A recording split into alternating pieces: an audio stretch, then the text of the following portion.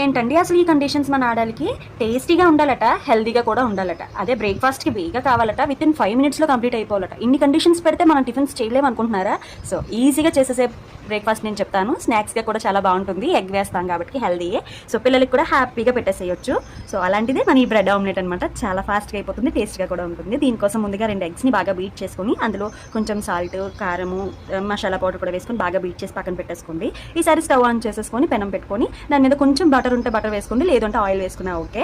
So మనం beat చేసుకున్న egg దాన్ని మనము లేయర్ ఒక ఆమ్లెట్గా పలుచగా వేసేసుకొని కొంచెం కాగిన తర్వాత దాని మీద బ్రెడ్ పెట్టేసుకొని దాని మీద కూడా చిన్న బటర్ కానీ లేదా ఆయిల్ కానీ అప్లై చేసేసుకొని కొంచెం కాలిన తర్వాత ఫోల్డ్ చేసేసుకోండి. స్లోగా ఫోల్డ్ చేసుకుంటే చక్కగా ఫోల్డ్ అయిపోతుంది. అందుకే పలుచగా వేసుకుంటే ఈజీగా ఫోల్డ్ అవుతుంది అనమాట. సో బాగా కాలిన తర్వాత రెండో వైపు కూడా ఫ్లిప్ చేసేసుకొని కొంచెం ఆయిల్ కానీ బటర్ కానీ వేసుకొని సర్వ్ చేసుకుంటే మన easy and tasty bread omelette ready అయిపోతుంది. చూసారా ఎంత ఈజీయో? చాలా బాగా కూడా కుదురుతుందండి. నేనైతే మా హస్బెండ్కి ఇస్తున్నాను కాబట్టి సాస్తో సర్వ్ చేశాను. పిల్లలకైతే కొంచెం సాస్ నెగ్లెక్ట్ చేయండి, చిన్నపిల్లలకి సాస్ పెట్టడం అంత మంచిది కాదు.